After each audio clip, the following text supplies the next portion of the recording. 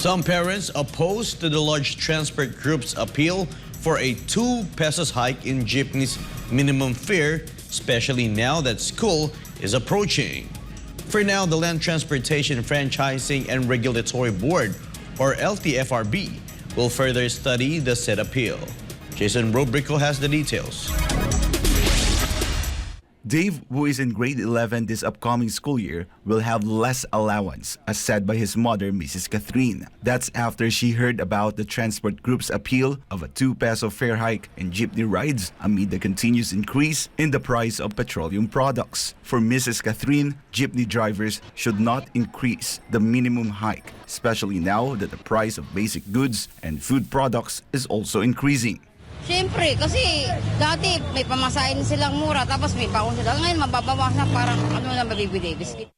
Ang mga gamit nga nila, wala pa rin nga. Sobrang hirap na talaga. Wala pong choice kung pagkano lang po ibigay, yun lang po yung bawal na matatanggap.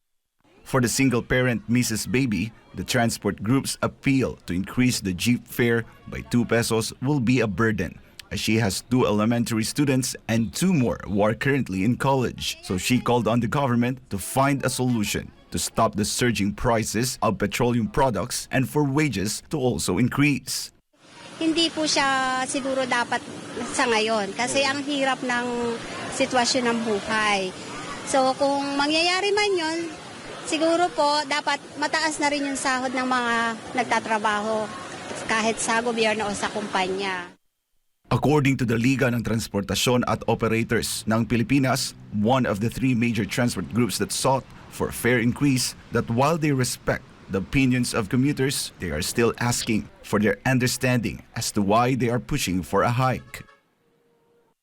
Napakalaki po yung adjustment na itinaas ng mga krudo, gasolina, langis, baterya, gulong, spare parts at saka yung mga basic commodities natin.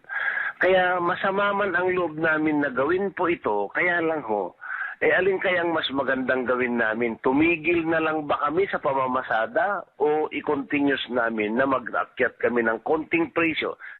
It was on Friday morning, August 11, when ALTAP together with FEJODAP, Piston and Stop and Go Transport Coalition submitted a letter to the Land Transportation, Franchising and Regulatory Board Office to appeal for a 2 peso fare price increase. These groups are requesting the LTFRB to implement the Memorandum Circular 2019-035. The Section 4 of the said memorandum specifies that the agency may implement an automatic fare increase when the price of the petroleum products is highly increased. The document also states that it does not need to go through public hearing or any special proceedings. Meanwhile, the LTFRB will study the said appeal. LTFRB Chairperson Attorney Teofilo Guadis III said there are many factors to consider when reviewing fare hike petitions or requests, so he said it needs to be studied carefully. The LTFRB Chairperson also said the agency understands the situation and that's why they will convene to find out if the fare hike request has merit.